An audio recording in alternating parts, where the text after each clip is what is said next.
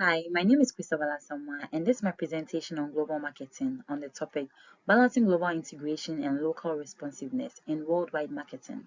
So, when you talk about global marketing, this is how companies plan and run marketing activities across multiple countries. This involves product, pricing, promotion on international scale.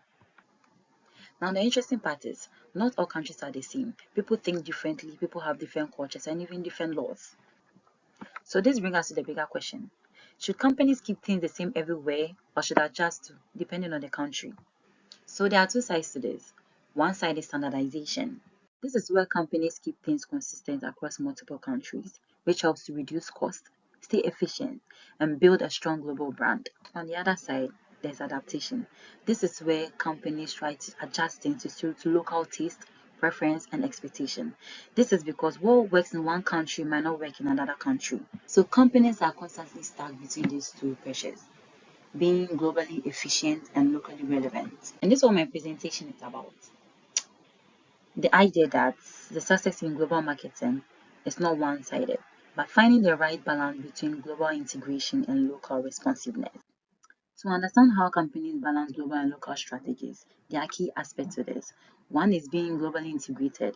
This is where companies, instead of starting from scratch, they try to standardize all their operations across multiple countries, which help them to reduce cost, save time, and also help build a strong global brand.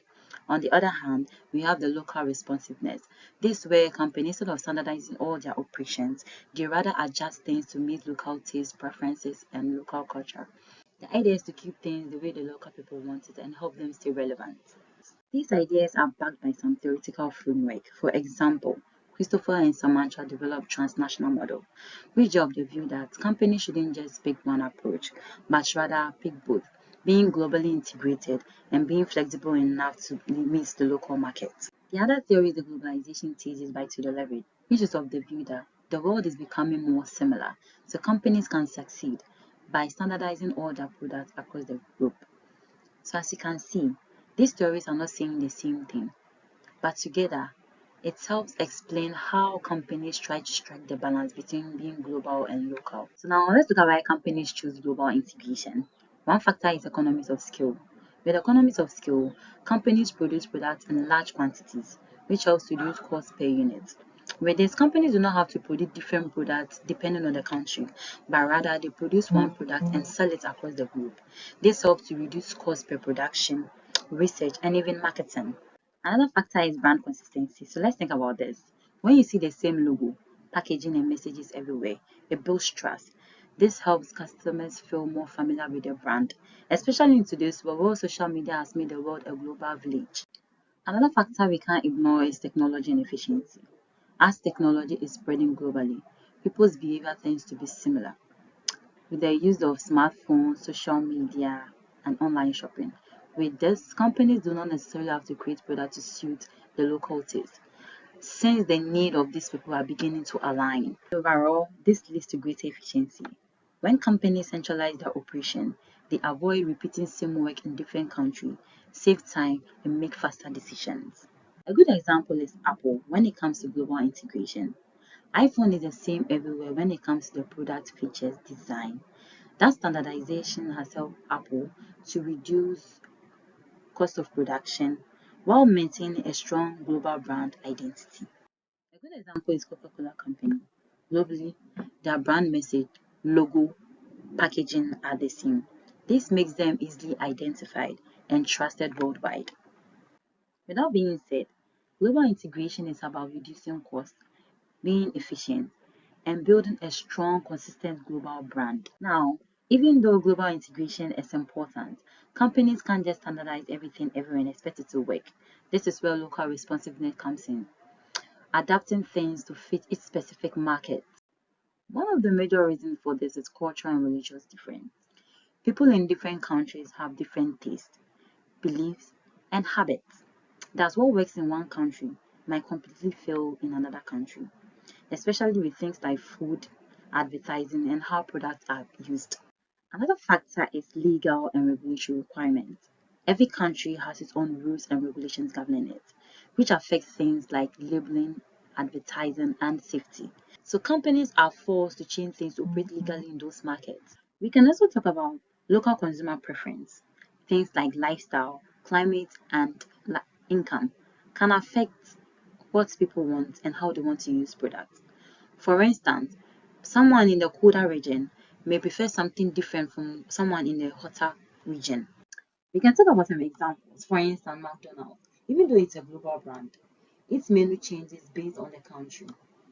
In some countries, you can find vegetarian option and in another rice base. This helps them connect with their local customers. Another example is the automotive industry, where car manufacturers often adjust their vehicles to meet regulatory requirements in every country. For instance, safety laws and emission standards. At the end of the day, local responsiveness is really about one thing, making sure the product fits the market, because if it doesn't, customers will not patronize it. Now, the balance of global integration and local responsiveness doesn't just stay at the strategy level, but affects real business decisions. Let's break it down. First off, we have the product development. This is where companies ask themselves some question, whether to use one product globally or customize to meet a specific market. So for instance, companies can decide to standardize the core product, which will help to reduce costs and then speed up innovation. Or they can try to adjust some of the product features to meet the particular market in which they operate in. So for instance, the car manufacturing company can decide to standardize the core product, which is the product design and then the logo. But then they try to adjust the certain features such as the car engine to meet a particular market in which they operate in. We have the pricing strategy. This is where companies try to set price corridor to protect brand and also try to adapt to meet local income level and competition. That's why you see most products priced differently in different countries. We have the marketing communication. This is where companies can run one global campaign or adapt their messages locally. Global campaigns are cheap and consistent, but sometimes it doesn't connect with the local people. So what companies do is to use a global brand idea, but adapt language, visual to fit each market. This is because what's funny in one country might be offensive in another country. Finally, we have the distribution channel. This is where companies try to centralize their logistics to reduce cost and improve efficiency. But in many markets, especially the developing ones, companies rely on local partners who understand the retail system. So again, we can say it is not one or the other, but it's a mix. So what it shows is that the balance between global integration and local responsiveness is not just theoretical. This affects how companies design a product, communicate, price, and deliver value in different markets. Now, what happens when companies do not get this balance right? The reality is, it can cause a serious problem, not just strategically, but also financially and then affect the brand itself. Firstly, let's look at it from the strategic perspective. When companies focuses too much on standardization, there is a risk of poor market fit. The product might be efficient, but not necessarily connect with the local market. On the other hand, when companies over-adapt, it loses the benefits of scale, costs may increase, operation might become complex, and might even be less competitive. Secondly, we have the financial consequences. When product doesn't perform well in the market, it reduces sales and market share. At the same time, over-adaptation increases costs due to more marketing and more production. And over-standardization can be expensive because companies might invest in product that does not sell. So in both cases, we are looking at wasted investment and declining profits. For example, if a global brand runs same advertisements everywhere without considering cultural differences, it might be acceptable in one country but offensive in another, and this might lead to public criticism or boycotts. So the key takeaway is simple. Failing to balance global integration and local responsiveness doesn't just reduce performance. It can damage profitability, competitiveness, and brand trust all at once. So when we bring all that we've discussed so far together, one thing becomes very clear. One size fits all does not work in the global market. Different countries have different needs, cultures, and conditions.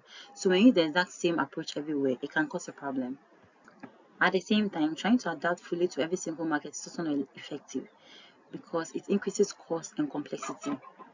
This implies that companies need to find a balance, not just one, but continuously. Because markets are always changing, That's customer preference changes, technology changes, and even regulations also changes. So instead of companies choosing one fixed strategy, they need a dynamic approach where they adjust between global integration and local responsiveness when needed. From a managerial perspective, this means managers play a very important role. They need to constantly monitor different markets, understand what is changing, and decide when to standardize or when to adapt. So, overall, the success in global marketing is not about choosing one side. It's about managing the balance between global efficiency and local relevance. To conclude, this presentation has shown us that global marketing is not about choosing between standardization and adaptation. The main argument here is success depends on finding the right balance between global integration and local responsiveness. We have seen that global integration helps to reduce cost, improve efficiency, and helps build a strong global brand. At the same time, local responsiveness helps companies to meet customers' needs, follow regulation, and helps connect better with the market. We also looked at how finding the right balance affects key business decisions, that's from product design and marketing to pricing and distribution, and what can go wrong when companies fail to manage it properly. So overall, for companies operating internationally, long-term success depends on the ability to frequently balance global efficiency with local relevance. And this brings me to the end of my presentation. Thank you.